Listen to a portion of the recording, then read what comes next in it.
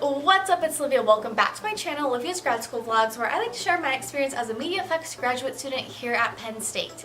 This is Pebbles. It is the last semester of my PhD program. I'm actually doing data analysis for my dissertation right now. So I decided to do a series of videos talking about some of the final year things.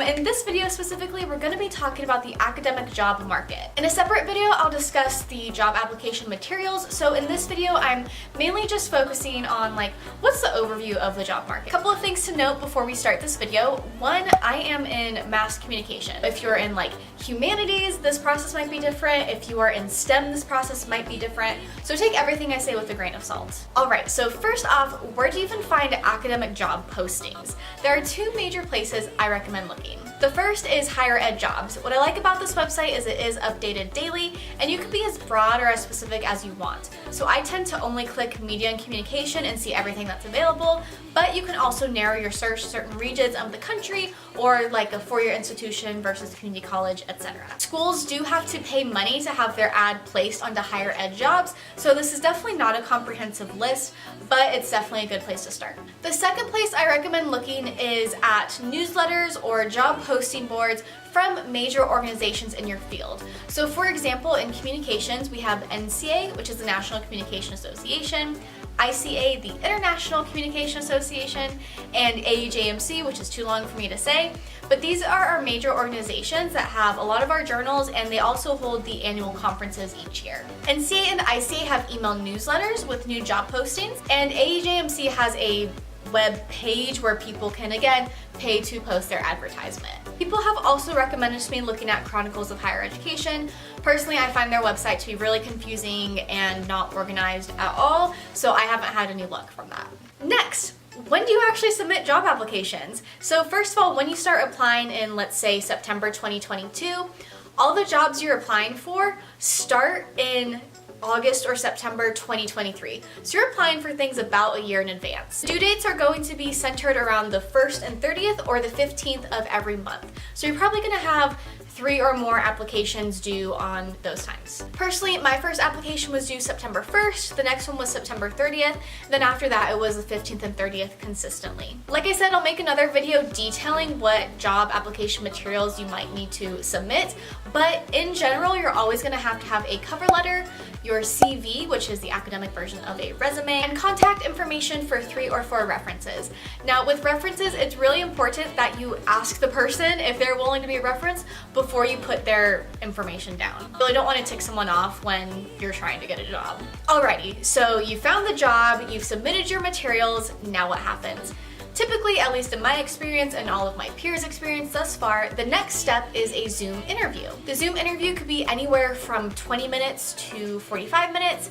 It's typically with the members of the search committee. If when they're scheduling your Zoom interview, they don't tell you who the committee's members are, you are more than welcome to email whoever emailed you, typically an admin person, and say, hey, would you mind letting me know who is on the committee or who is going to be on the Zoom call? I'm going to make videos about the Zoom interview process as well as the campus interview stage after I have a signed contract somewhere. I am still in the midst of this process myself, and so I'm comfortable talking about some things, but I'm going to wait to talk about others. So you submitted your application, let's say they like you, you do a Zoom interview.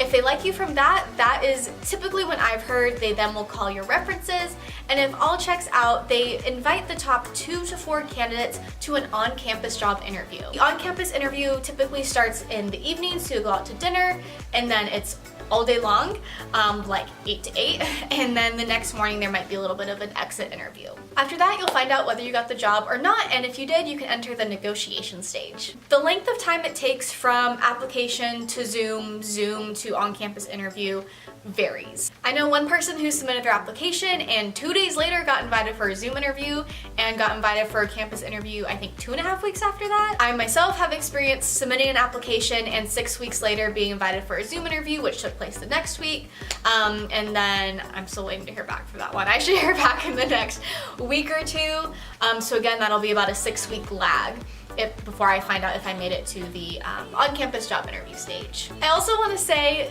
jobs aren't necessarily going to tell you if you didn't make it to the next stage. So me and one of my friends who he has already accepted a position, there are jobs we applied to in September neither one of us have heard back from. This honestly just goes to show you that each school is on their own timeline, and so don't read into anything or take it too personally if you're not contacted. At the beginning of the first semester, or sometimes even the whole of fall semester, it's mainly R1 institutions, so right, those big research institutions that know they have the budget to hire someone, so that is who is mainly posting in the fall. Once you get towards the end of fall semester and into spring, that is when maybe smaller colleges or schools that weren't sure if they were going to have the budget or not start posting. In spring is also when you're going to see a lot of postdocs come up, because oftentimes in January is when researchers find out if they got an NIH grant or whatever federal grant they were going for. So it's going to take some time for those positions to be posted as well. In terms of my cohort, there have been 4 people who have already gone through this process this semester and have accepted jobs. They were all in public relations or advertising. And then there's about, I would say, 10 of us who are still in the process, and we do everything from health comm to telecom, journalism history, wide range. I will say for me personally, I started seeing positions that really fit me starting in November. So I had a November 1st due date, a December 2nd, and a December 19th for positions where I was finally like, I would be a really good fit for this position. All that to say, if your friends already have jobs at the end of fall semester, please don't freak out because there is still plenty of time. Now to briefly just talk about my experience on the job market. So like I said, I started applying to jobs September 1st. I will say I did notice it was a lot of R1 positions, lots of advertising and public relations that I was trying to make myself fit into. There have been some general mass comm positions posted, so I have applied for those.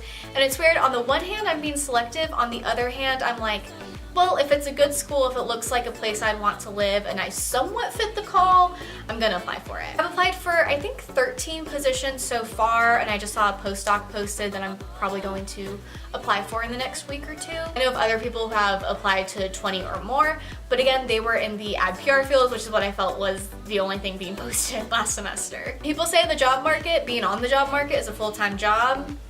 They are correct. It takes me probably a good half a day to get all of my materials together for a singular job application. And then if you're prepping for a Zoom interview, that also is going to take a day for you to look at the program, the classes, really look at who's on the search committee. And then if you make it to the job talk stage or the campus interview stage, you have to give something called a job talk, which is usually a 45-minute presentation about yourself, about your research, and how you fit into that department. And so that takes quite a long time to prep that presentation, practice in front of an audience of your peers, and again, learn everything you can about the institution for when you go down. My advice is to get as far ahead on your dissertation as you possibly can before you're on the job market, and then also if you can get like an easier assistantship your last semester, so maybe not teaching a large lecture hall class, that's probably going to help you free up your time a bit as well. Alright, that is my general insight into the academic job market. Again, this is focused on my experience in mass communications, so take what you will from that. If you like this video, please give it a big thumbs up and comment down below, if you were to work at a university, what kind of university would you want to work at and why? And you know what, maybe your answer is Penn State because you want to work in the athletics department. I don't know. Let me know down in the comments. Thank you guys so much for watching. Hope you have a wonderful day. Keep dreaming out loud, and I will see you guys next time. Bye.